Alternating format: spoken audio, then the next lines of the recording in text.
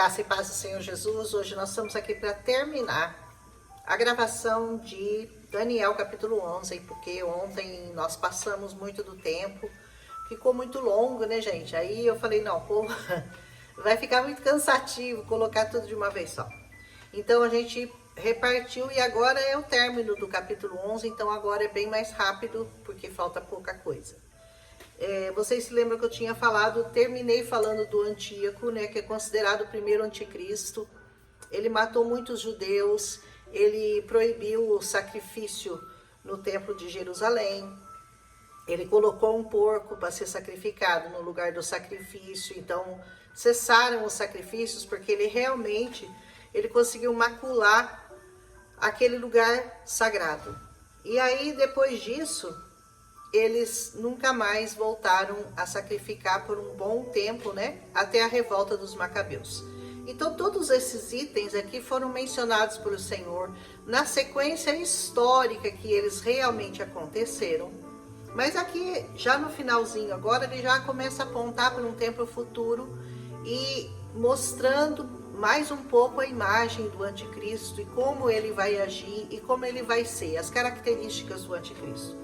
E ele, no versículo 31, que eu tinha parado ontem, diz, né, que ele removeu o sacrifício diário e estabeleceu a abominação desoladora, que foi o porco que ele sacrificou. E aqueles que se postavam impiamente contra o pacto, ele corrompeu. Ele corrompeu por meio de adulações. Então, havia um povo naquela época que foi corrompido pelo Antíoco. E eles se juntaram a ele e ficaram contra o santo pacto, ou seja, contra o povo do Senhor, né? Mas o povo que conhece o seu Deus será forte e fará proezas. Aqui aconteceu a revolta dos Macabeus, e essa revolta permitiu que o sacrifício fosse reinstalado no templo, né? Depois disso, eles conseguiram a restauração do templo e do sacrifício, mas acontece que muitos morreram. Diz assim, aqueles que têm entendimento dentro do povo instruirão a muitos, que foram esses, né, que se rebelaram, mas que continuaram instruindo ao povo nas ordenanças do Senhor. Contudo, cairão pela espada e pela chama e pelo cativeiro e pelo despojo por muitos dias. Como eu falei, muitos morreram. Agora, a partir desse versículo, diz que eles tiveram uma pequena ajuda e muitos se juntaram a eles por meio de adulações e etc., mas não foi suficiente para impedir aqueles acontecimentos. A partir agora do 35, ele começa a falar já do anticristo, porque ele está falando já de um tempo futuro. E ele diz assim, ó, e alguns dos que têm entendimento cairão para prová-los, para purificar e para torná-los brancos. Aqui já está falando do anticristo. Até o tempo do fim. Veja bem, até o tempo do fim. Porque isso também é para o tempo determinado. Ou seja, essa profecia que ele está contando, ela serviria também para os tempos finais. Como nós vamos ver as características do anticristo que ele começa a dar nesse capítulo. O rei fará conforme a sua vontade, ele se exaltará, ele se engrandecerá acima de todo quanto é Deus. Tudo que se nomeia Deus nessa terra, ele vai se exaltar acima. E ele diz assim, falará coisas assombrosas contra o Deus dos deuses. Ele vai falar coisas terríveis contra o Senhor, coisas terríveis. Ele já começou a falar, na verdade, né? Prosperará até que a indignação se complete, pois aquilo que está determinado será feito.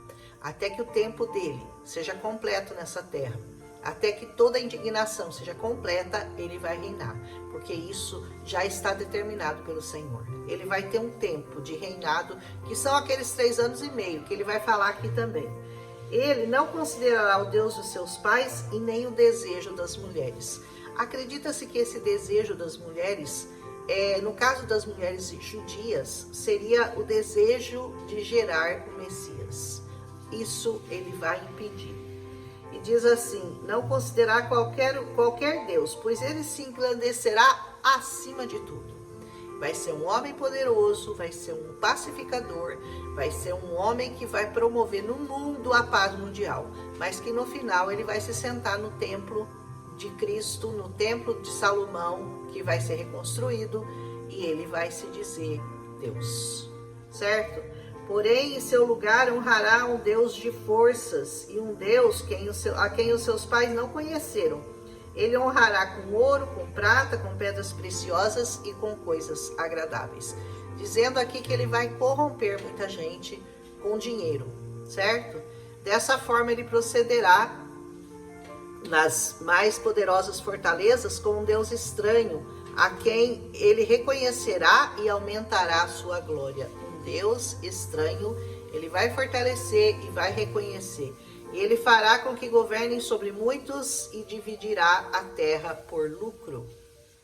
Tudo tem a ver com globalização, tudo tem a ver com essas coisas que nós já estamos vislumbrando, né? O cenário mundial já está se delineando para nós. E nos tempos do fim, o rei do sul o desafiará e o rei do norte também virá contra ele como um furacão. Com carruagens, cavaleiros, com muitos navios, ele adentrará as nações e os inundará e os atravessará. Também adentrará a terra gloriosa e muitas nações serão derrubadas. Porém, estes irão escapar da sua mão, Edom e Moabe e o principal dos filhos de Amon.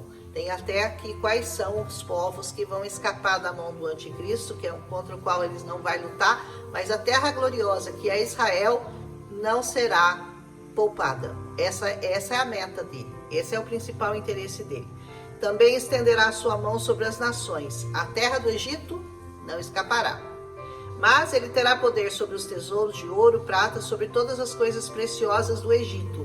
Os líbios, os antíopes estarão em seus passos. Tudo isso nós vamos esperar que vai se delinear no final dos tempos. Mas as notícias do leste e do norte o atribularão. Portanto, ele sairá com grande fúria para destruir e totalmente eliminar a muitos. Ele vai promover uma coisa como a gente nunca ouviu falar em termos de destruição, morte, prometendo terras, ouros, dividindo riquezas para muitos povos que vão se aliar a ele. E ele plantará o tabernáculo do seu palácio entre os mares, no glorioso monte e santo. Todavia, ele encontrará seu fim e ninguém o ajudará. No final, como nós já sabemos o fim dele, ele vai ser derrubado com um sopro do Senhor. Amém? Então, aqui quando começou a falar do anticristo, foi onde eu parei no capítulo anterior, para que eu não me alongasse demais, né? Mas para a gente já ter uma ideia de que tudo já está delineado. E aonde ele vai montar esses tabernáculos, aqui que fala entre o mar, no glorioso monte santo, e ali ele vai encontrar seu fim, aqui já está descrevendo o local, que seria aquele lugar que a gente já conhece, né? O Armagedon, que eu, quando visitei Israel, passei. É um campo muito, muito, muito, muito grande, que você anda, e ali vai ser o lugar onde ele vai descer, onde ele vai colocar todas as suas armas de guerra para se voltar contra o povo de Israel, né? Isso nós vamos ver lá em Zacarias 14:2, que ele também vai falar sobre isso, né? E Apocalipse 16 também. Zacarias é muito interessante com relação a essa batalha. Quando nós chegarmos lá, ele vai explicar muito, muito bem com relação a isso. Amém? Então é isso. Nós estamos terminando aqui nossos estudos já em Daniel 12 amanhã. Daniel amanhã acaba. E Daniel, como nós vimos, um livro bastante apocalíptico, bastante direcionado não só aos eventos que já aconteceram, que nós já comprovadamente já vimos, porque a história toda foi narrada aqui, como nós veremos no futuro o que vai acontecer. Que o Senhor nos guarde, que o Senhor nos poupe, que o Senhor nos dê entendimento para nós permanecermos firmados na rocha até o fim e não sermos enganados pelas astúcias de Satanás. Amém? Um abraço em Cristo Jesus e até amanhã.